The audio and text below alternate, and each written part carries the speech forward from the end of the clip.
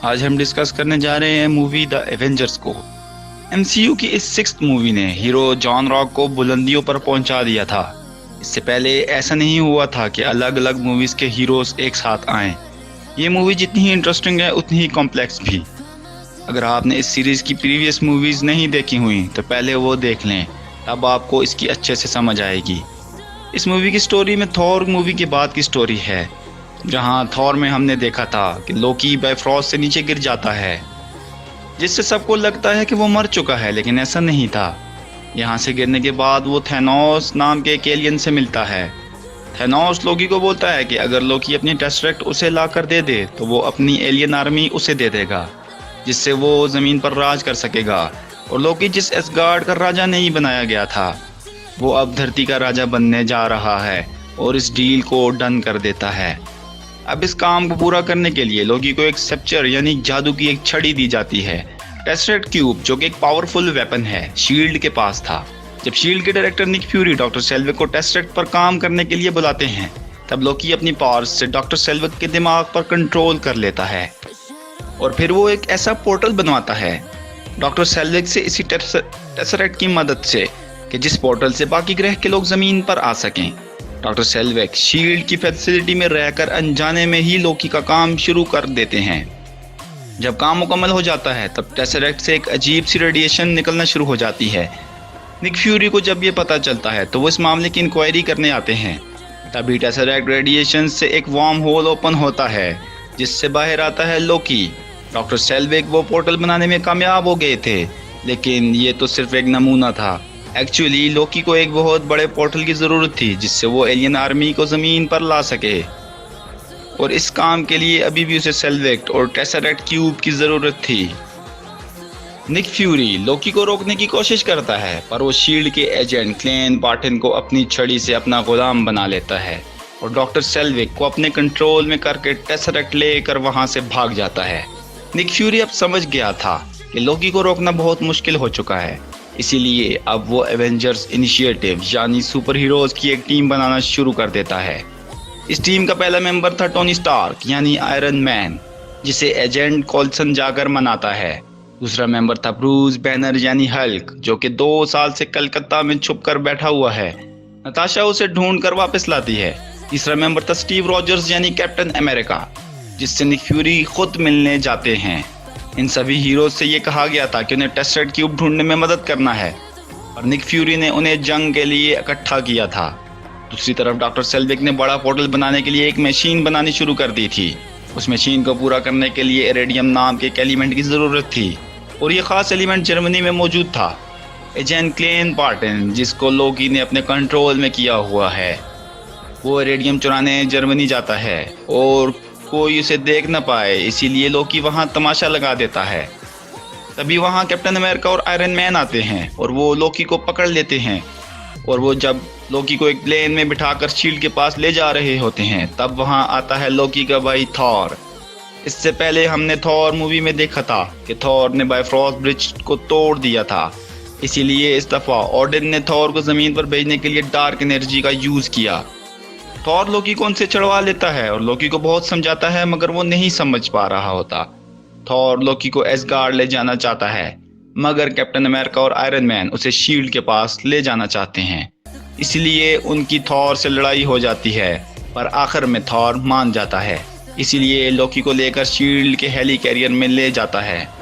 वहाँ Tony Stark और Bruce banner Tesseract cube की तलाश शुरू कर देते हैं, पर इसी दौरान उन्हें पता चलता है कि शील्ड के लोग टेसरेक्ट क्यूब से भी ज़्यादा खतरनाक हथियार बना रहे हैं।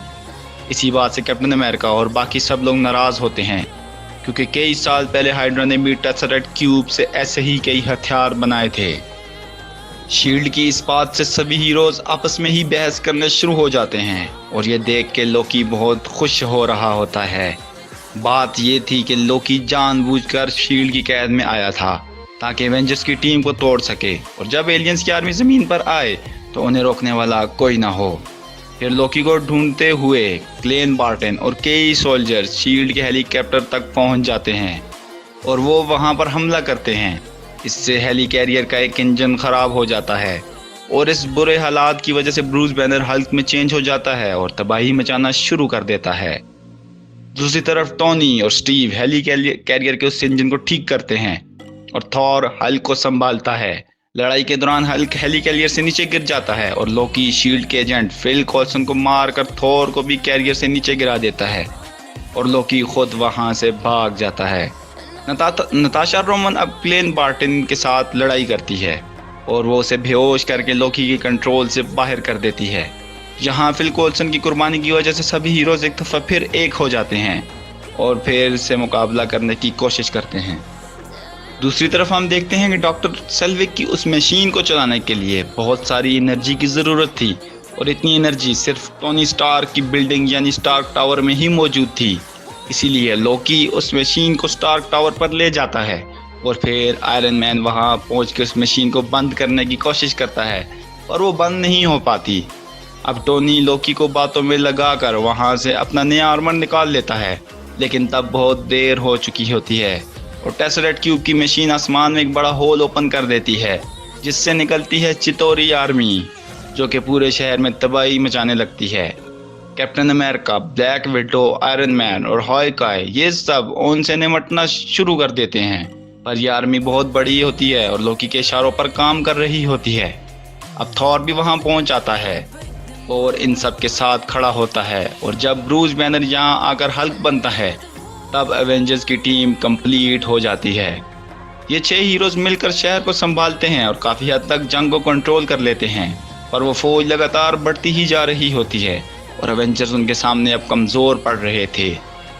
इसीलिए वाइल्ड सिक्योरिटी काउंसिल के लोग न्यूयॉर्क पर बॉम्ब से हमला करते हैं ताकि एलियन की आर्मी मुंतशिर हो जाए और उससे शहर भी तबाह हो सकता था। इसीलिए आयरन मैन उस बॉम्ब को हवा में ही पकड़कर सीधा पोर्टल के अंदर ले जाता है जिससे पूरी चितौरी आर्मी मारी जाती है और ये सारा शहर बच जाता है। इसके बाद डॉक्टर सेल्विक जिनके दिमाग पर अब लोकी कंट्रोल हट चुका था वो ब्लैक विडो को बताते हैं कि लोकी के सेप्चर यानी छड़ी से उस पोर्टल को बंद किया जा सकता है। फिर ब्लैक विडो उस पोर्टल को बंद करती है, लेकिन आयरन मैन अभी भी पोर्टल के अंदर ही मौजूद होता है और उसके सूट की पावर भी ख़त्म हो रही थी। पोर्टल बंद होने से थोड़े सेकंड पहले वो पोर्टल से बाहर तो निकल आता है पर ज़मीन पर गिरने लगता है। तब हल्क उसे हवा में आकर पकड़ लेता है और ज़मीन पर गिरने से बचा लेता है और फिर ये सभी हीरोज़ मिलकर लोकी को अरेस्ट कर लेते हैं। थॉर लोकी को लेके एसगार्ड की तरफ रवाना होता है और टेसरेट क्यूब भी अपने पास रख लेता है ताकि ज़मीन के लोग उसका गलत इस्तेमाल न कर पाएँ और वो एसगार्ड में महफूज रहे। फिर सभी हीरोज़ अपनी अपनी ज़िंदगियों में लौट जाते हैं। दुनिया अब इनकी दीवानी हो चुकी थी, कुछ लोग इनके खिलाफ भी थे, मगर निक फ्यूरी अपनी इस टीम से बहुत खुश था और उसे यकीन था कि अब ज़रूरत पड़ने पर एवेंजर्स ज़रूर वापस आएंगे। मूवी के मिड क्रेडिट सीन्स में थैनोस जो कि लोकी के हारने की वजह से टेसरेट क्यूब हासिल नहीं कर पाया था, लेकिन थैनोस अभी भी खुश था क्योंकि उसके पास दूसरा प्लान तैयार था। तो ये थी एवेंजर्स मूवी की पूरी कहानी। हम उम्मीद करते हैं आपको हमारी ये वीडियो ज़रूर पसंद आई होगी। हमारी इस वीडियो को ज़रूर लाइक कीजिएगा और हमारे इस चैनल को ज़रूर सब्सक्राइब कीजिएगा। Thank you for watching.